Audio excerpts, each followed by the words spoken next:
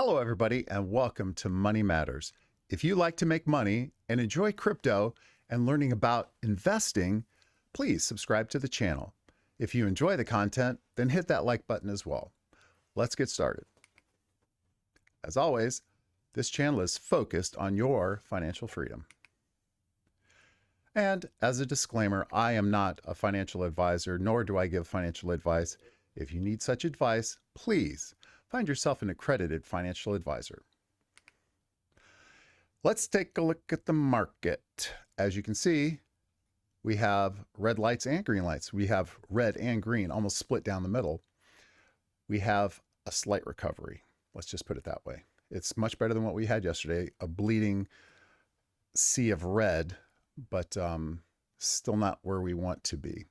I think that the consolidation is going to continue. There's some FUD going on around, and there's a lot of things in the news that have kind of accelerated the steepness in the time period that we're dealing with as far as this kind of pullback. But in the end, I think we'll be fine. Look for some of our more powerful players like Ethereum to pop fairly quickly this weekend. I think that we're going to see some big moves over the weekend. And I'm not sure if you're all aware, but the news came out this morning that Grayscale today purchased $1 billion worth of Bitcoin to add to their coffers. So that's a gigantic purchase. I think they're just taking advantage of the price dip, which they should. I think that there's also going to be reports of a lot of big investors, funds and things like that, that come out purchasing on this dip in the billions of dollars as well. Some of those are off any kind of record. It takes a while for us to find them, but they're there and they're happening. Trust me. So if you have any money on the sidelines, if you have any dry powder, you might want to take a look around, see if there's any deals to be had. I know that the altcoins are down a good 25%. And in the face of alt season coming up, it might be a great time to snack up a couple of little tidbits on your way back to the rocket ship. In the news, we've got President Biden. According to all the news sources today, the federal government is considering legislation on increasing the capital gains tax. And unfortunately, that'll affect everybody in crypto land. We all know that when you sell assets or when you sell crypto, you owe tax on that. If you hold it long term, that's more than 1 year, you owe long-term capital gains tax. And if you hold it for less than a year, you owe short-term capital gains tax, which is considerably higher. But let's not speculate on what this legislation may be. I've heard that it's only going to affect people who earn over $1 million. I've also heard things like 80%, 49%, some pretty horrible numbers, and that would probably explain at least a little bit as to why the market crashed, crypto, as well as the stock market. NASDAQ and the New York Stock Exchange were hit pretty hard with the news as well. And of course, capital gains applies to selling your stock as well. So more to come on this, but I think that in the end, it won't be near as bad as what people are talking about right now. In fact, the whole idea of this particular video was based on requests that have been coming in from viewers about understanding their tax liabilities and what they need to do, especially since it's tax season, with respect to their crypto earnings and reporting to the IRS. So we'll go through a lot of that today. And also to let you know, my plan is to work on some long-term repository of information for taxes that we keep updated regularly, and it'll show what are taxable events, that type of thing. It'll also show technical ways of tracking and reporting your taxes, as well as tips and tricks for paying less in taxes, legally, of course. But you don't want to be one of those folks who just blindly pays whatever you have to pay and walk home on your merry way. So we'll get into that as well.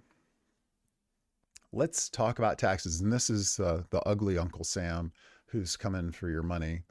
I've put together some basic information. It's kind of high level, but it will get you through what you need to know for paying this year at least. You probably won't be able to take advantage of a lot of things that we'll be discussing later on, but you'll be able to at least have a good idea of what you're needing to do this time to take advantage of not going to prison.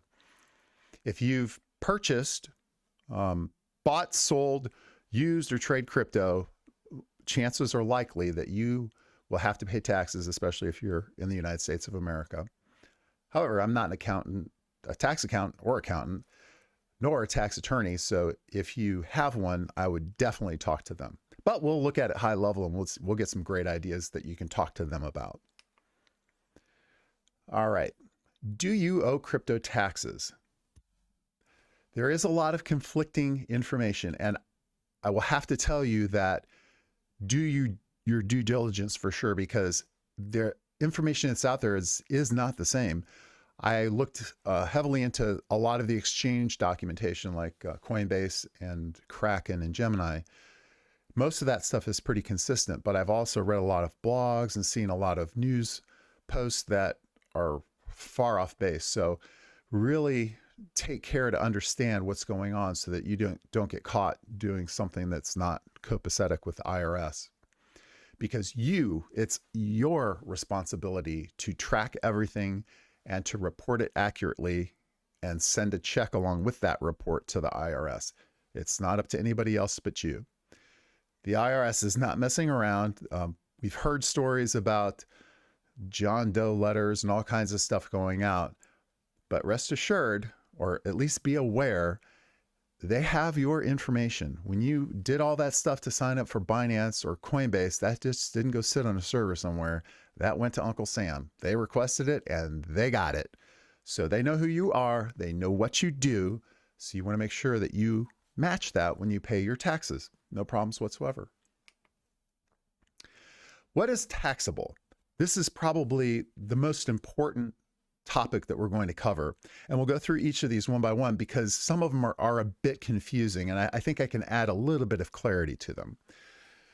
Selling crypto for cash, that's pretty straightforward. If you have Bitcoin, you sell it, you have to pay taxes on whatever profit you made or whatever the value of that property went up.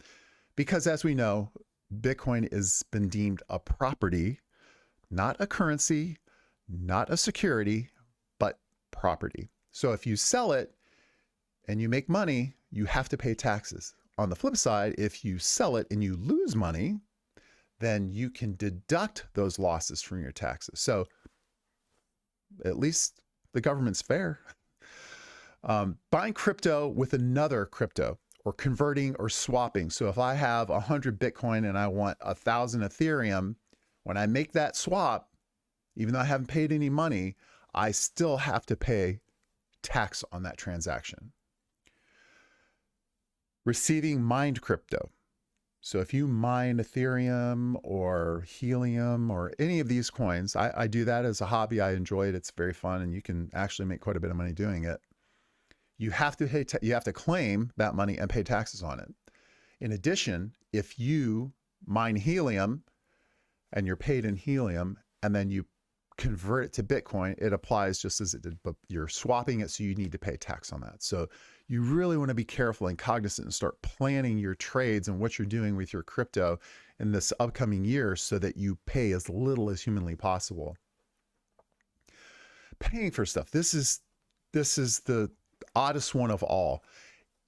If you buy a pizza with Bitcoin, you have to pay tax on that Bitcoin. So I think it would be more apropos to say, you're never buying anything with crypto. How can you buy something with property? I can't go to the store and buy groceries with my house. So you're trading. At least that's the term I'm going to use, keep it straight in my head. If you want to trade Bitcoin for pizza, you have to pay tax on that Bitcoin. It makes more sense. Payments made to you in crypto. So if your employer decides to pay you in crypto, or if you're an NFL player or whatever, and you can demand your salary in crypto, that's great. But you need to report that crypto payment as a taxable event. Now, if you have to claim it as a employment tax, in that taxation ring, or if you have to claim it as a capital gains tax, I really don't know. That would be for an accountant to figure out, which is a great question, but you do have to account for it. If you receive an airdrop in the form of crypto. So for example, I hold XRP, and in December, all XRP holders were given an airdrop of Spark tokens for just being part of the deal that the Flare network was making with XRP. So what that means is that if you had 1,000 XRP tokens, you were airdropped meaning that you don't have them yet, 1,000 Spark tokens. So I don't know any taxes now. I haven't done anything. I haven't received anything. But the second that I do receive that quote airdrop and I have Spark tokens in my account, whatever those tokens are worth, if they're worth $1, I owe taxes on $1,000. I just took possession of $1,000 worth of property. Now I need to pay taxes on that and account for it. So that's kind of a bit obscure, but it's becoming more frequent than you might imagine as an incentive for different projects that are coming up. Staking rewards. This is a big one with DeFi. If you, for example, I have Polkadot and I stake my Polkadot while I'm waiting for the price to skyrocket and make me millions of dollars, I get paid for staking my Polkadot tokens in the form of money or more Polkadot.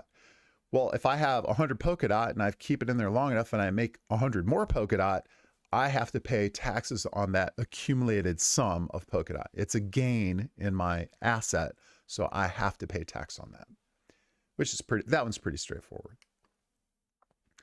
Now let's talk about what's not taxable. You can see the list is a bit shorter.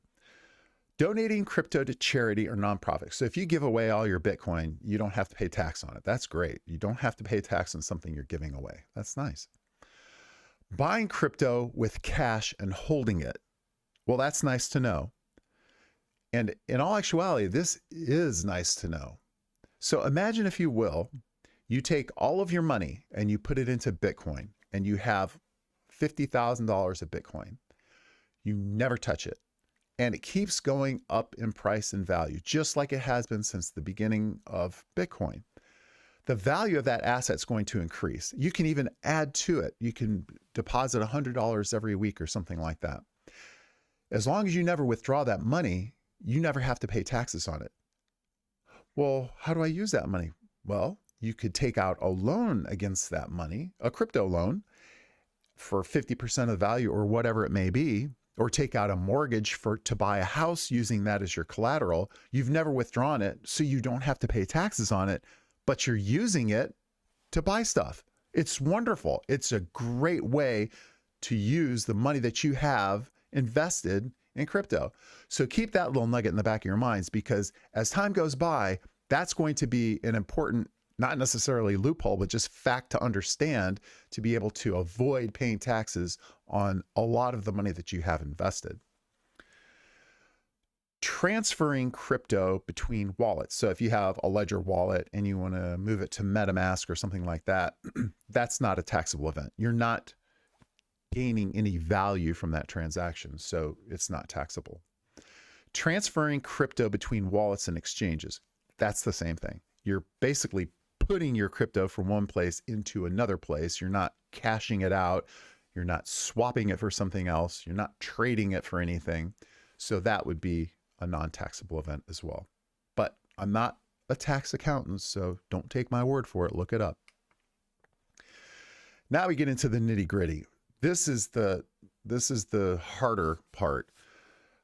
You have to account for all of these transactions. So I was even trying to think, how many times did I trade crypto this past year? And it ended up being hundreds of times. I never even realized how many times I did it. So you have to track all of those transactions. You have to understand what part of that transaction, if you split that transaction, in other words, if you have 100 Bitcoin, you sell 50 and then you buy $50 worth of pizza, and then you take the other 50 and turn it into Ethereum, You have to understand where all these things are going and what the financial impact is to you with regards to taxes. And you have to track that. You have to track it, document it, and then report it and pay taxes on it. It's very hard to do. I did it last year manually, and it was a cluster to say the least. So this year, even though you can get some help from exchanges, and it is getting better, you have to have additional help. Unless you're just buying and holding, if you have a lot of transactions, you need to have help.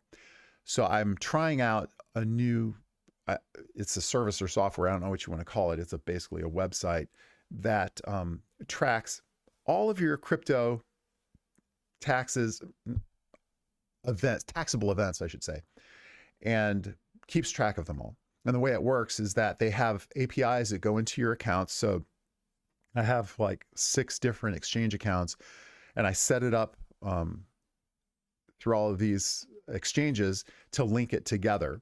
The company's called TaxBit, and I saw them. They actually had an interview on a news program, and the CEO, or the founding person, who is an accountant, was talking about the company. Real smart guy, seemed really level-headed, got himself together.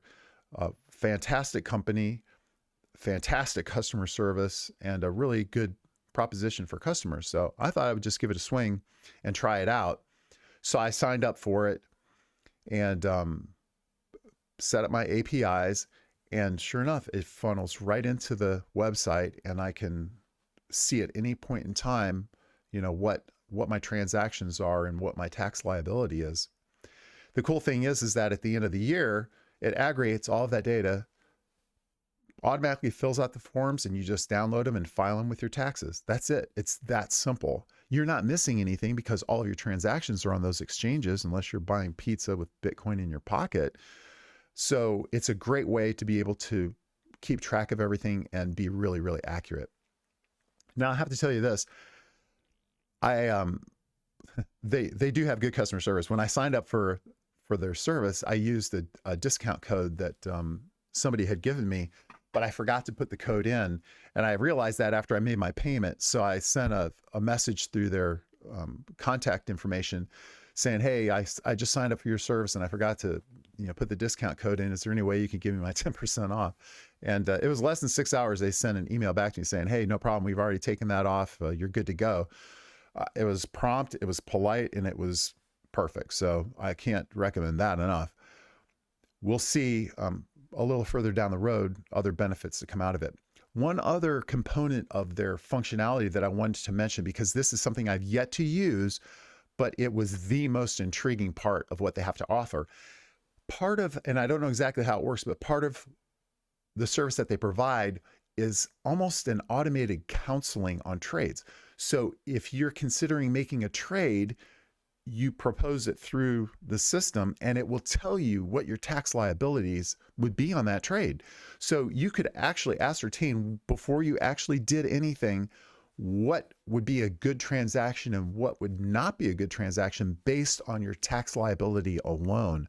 So that's a pretty cool tool to have in your tool belt. And when I get a little more exposure to it, I'll be able to share with you what my experience is and see if it's worthwhile. It sounds like it's very worthwhile, but we'll try it out and see how it goes. We'll see how it works. In addition to TaxBit, I want to be fair. I'm going to put together a competitive analysis on all of the players in this space. I want to see, we'll put together a matrix or something where you can have a one fell swoop look and see what services are offered by each of these, what they cost, and what the value would be to use any of them. And then we can deduce whether or not one's better than the other, or you can just make your own choice and go with whoever you prefer. But I really like to know who's out there, what they do, and who's best, because who doesn't want to go with the best, right? And finally, I wanted to mention, I am also working on, and I think this is something that's sorely needed, and it's a living document. This is not something that's just a one stop and go. It's something that has to be updated constantly, and it will contain all of the evolving rules and regulations that the IRS brings forth with respect to cryptocurrency taxes, transaction taxes, whatever you want to call it, and the technical software and things that can help keep track of that. In addition, I would want to build this repository of useful information to help people reduce their overall tax bill. Rich people do it all the time. They hire people because they have lots of money because they're rich, but there are ways that you can reduce your tax burden legally by just doing certain things. I mean, I've had a business almost my entire life, and you can run expenses through your business and get it into your personal taxes, either through an LLC or a S Corp or something like that, or even a sole proprietorship, and reduce your tax bill based on the performance of your company and the expenses that are associated with your company.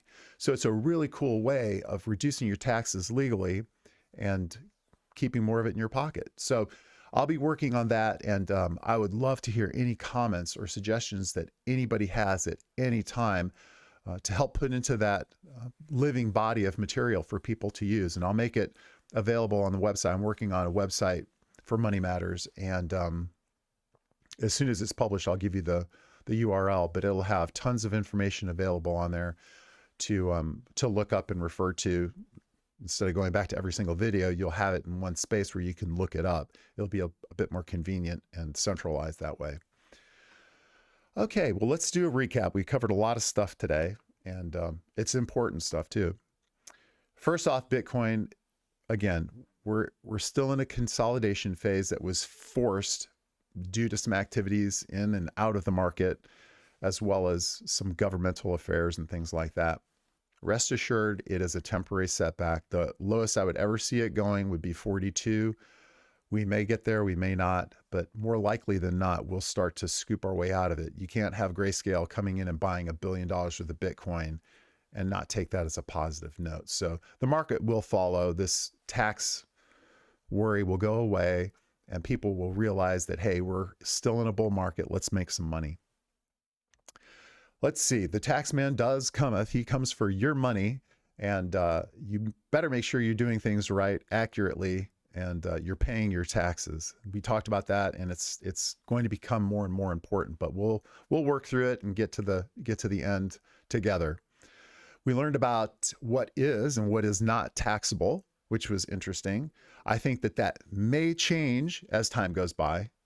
I can only see it changing. There's a lot of clarification just in some of the examples that I was talking about that were logical, that we really need to understand clearly. Well, what does this mean? Do we have to pay taxes twice? I don't understand this.